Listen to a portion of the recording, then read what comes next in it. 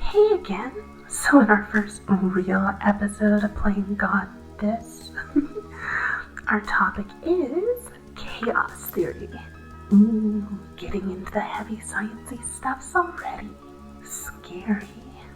Don't worry though, we won't be touching the math so much as looking at the qualitative properties of such and how those properties apply to world design. So it's not as bad as it first sounds. Anyway, let's get started. Or we could come to a screeching halt. I suppose before we get started, I should probably describe what chaos theory is, huh? Yeah, that'd be handy. So let's do that.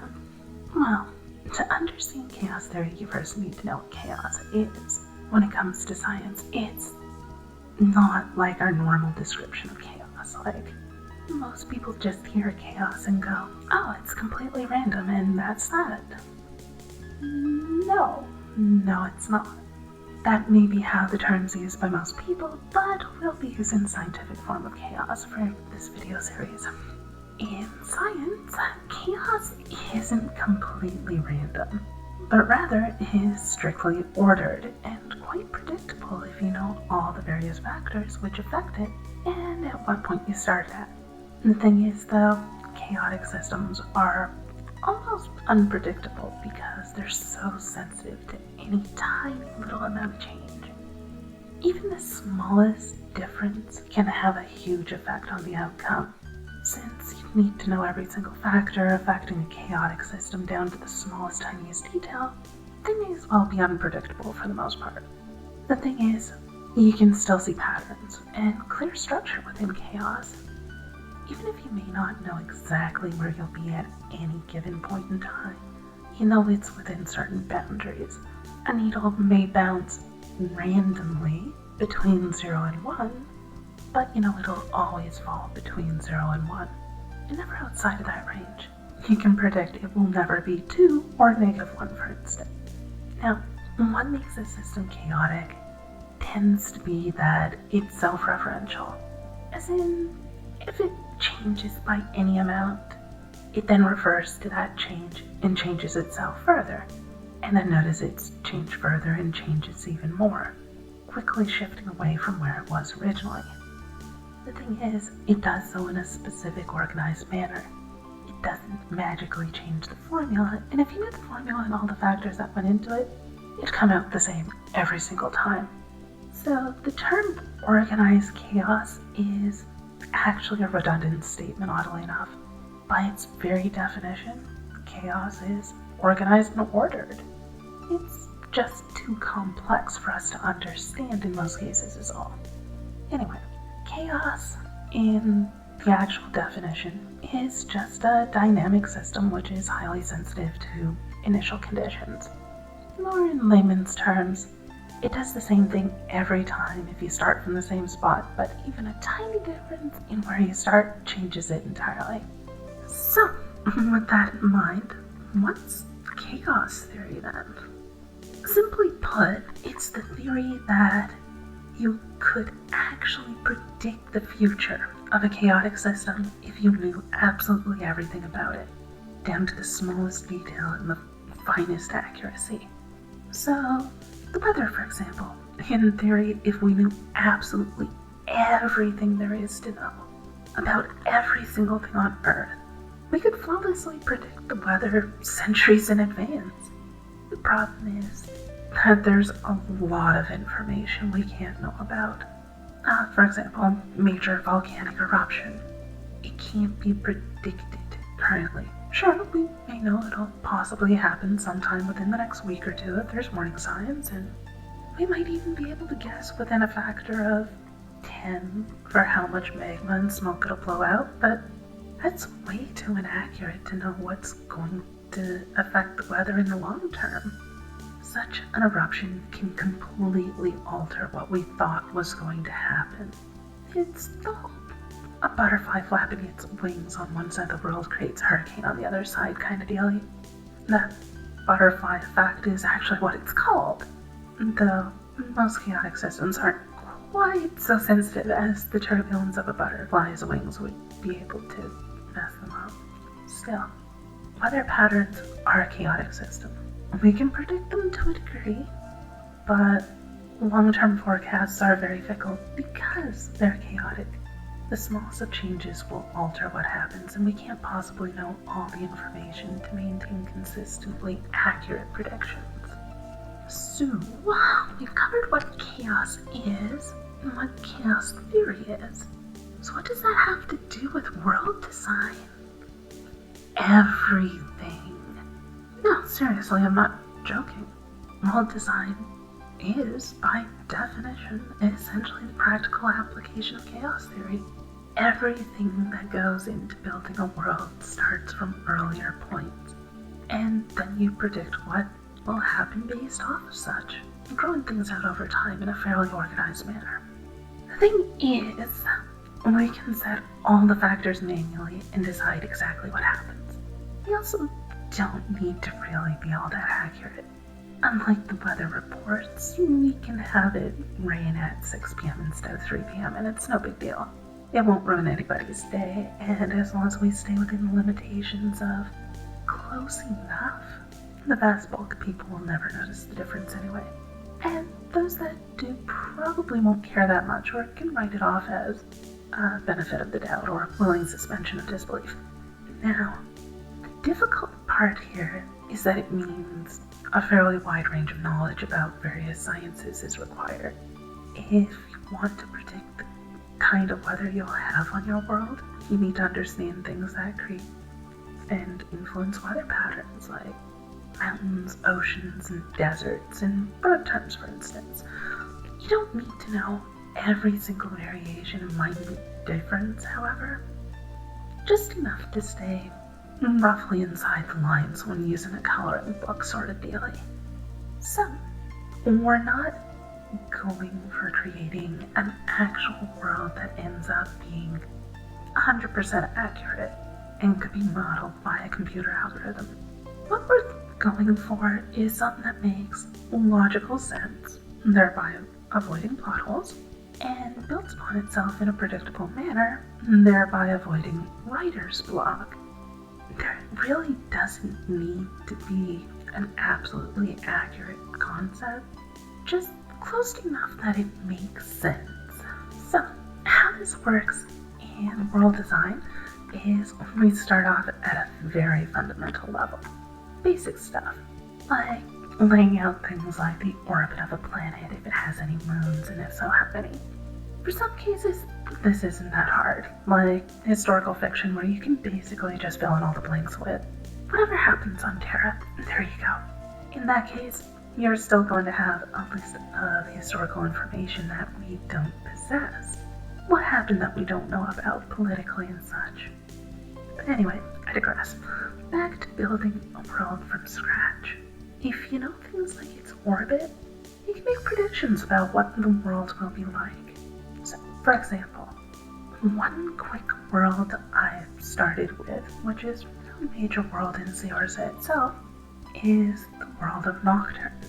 It's almost tidal locked, which would be that it would rotate exactly the same pace as it rotates around the sun, leaving one side forever facing its star, or stars, or whatever, and the other side would always be facing away.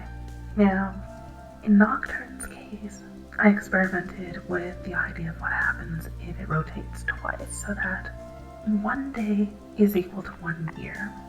So you will actually have the world turn in such a way that you'll get an actual day-night cycle. It's just the time it takes for the sun to set and rise again will be a whole year.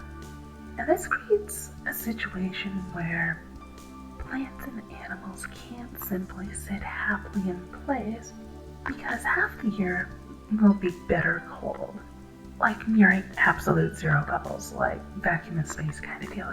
Not good. So either they'll need to hibernate, or travel the globe, or find some other method of surviving.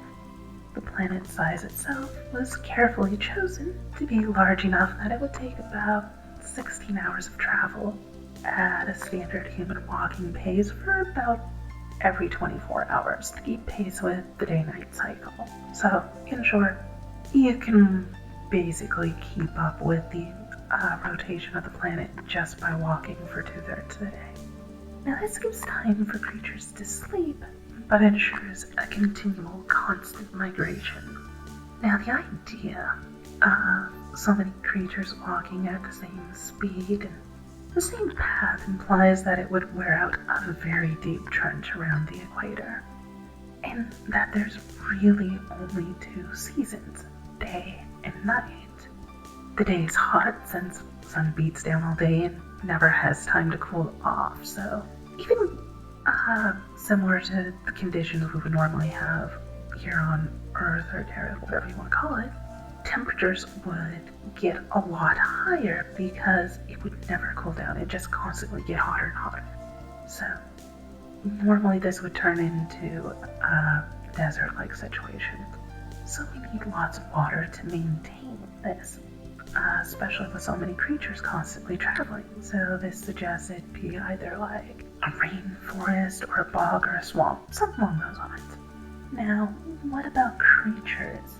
Even trees would move, so plant life would be quite different than what we see here on Terra. One of the ideas I came up with was a very large root system, which trees could walk upon almost, where the roots never moved, but rather they had a few large leaves to soak up nutrition and sunlight during the entire day before the tree gets there.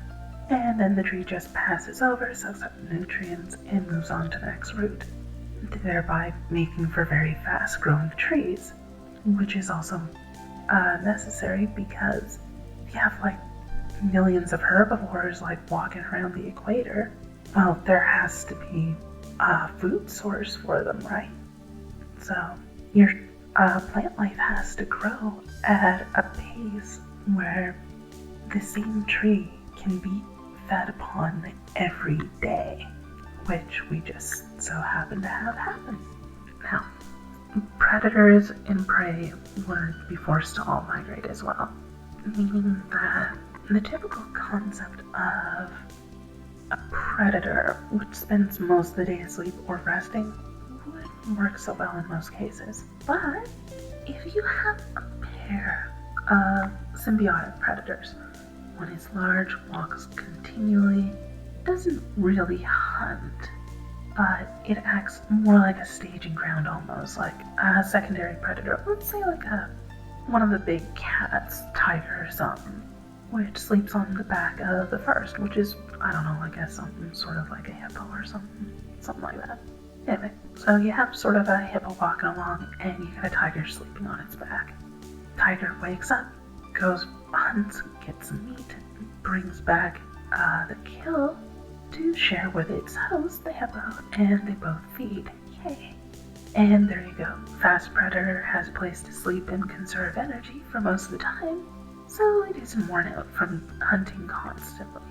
In which case, you can actually form like more normal creatures to what you would expect.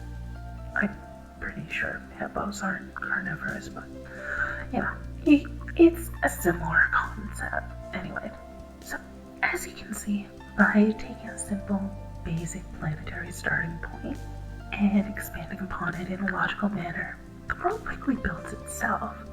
As long as you understand each of the stages along the way, you'll have very little effort required to actually create a living, breathing alien world. Completely different than what we have at home here. Now, world design is one of the greatest tools a writer has at their disposal for making their story interesting. How many stories can be told on a world like the example of Nocturne? Many is on Earth, but for example, a small tribe of hunters following the constant mass migration, one of them falling behind and landing in the night side of the world, and having to find a way to survive for half a year in the dark and the frigid cold. Or a species that builds up a kingdom by learning to survive on the dark side of the world. advanced races which find the planet and build a sprawling city on great railway tracks, so that the city is always in motion following the sun. Now these are all things that have been written into Nocturne's history already at this point. It has many more stories to tell, things that wouldn't happen on any other world. The point is that all this came from the single idea of what if one day lasted an entire year? That's all it was. And it was expanded continually through the principles of evolution and physics, and we get a very unique and fun to consider ecosystem with surprisingly little effort. It just takes a lot of time to figure out what happens at each stage. So, if you want to go for careful detail, these stages are easy to produce as long as you have time to work on it. So, your world will blossom and grow immeasurably as long as you keep focusing on it. And that's what I mean by world design is the practical application of chaos theory. Our goal is to create an ordered, organized concept out of initial conditions by simply following the path that makes logical sense. Thing is, unlike chaos theory, we don't need to be 100% accurate in a predictive scientific model. As long as it makes reasonable sense and the average reader can accept the answers you come up with, then it's all good. So, from this point on, we'll be discussing the various stages of planetary development, and you'll be making your very own planet, its own ecosystem, its unique inhabitants, their religions, and political perspectives, and so on. So, standard fare stuff. If you like the videos in Saorsa, please consider supporting such in any way possible. Even morale boost can be handy at times. Supporting the Patreon's nice too, but I'll take what I can get. Mostly, I just want to help people while I do my own work along the way. So, yeah, with that out of the way, I'll see you next time.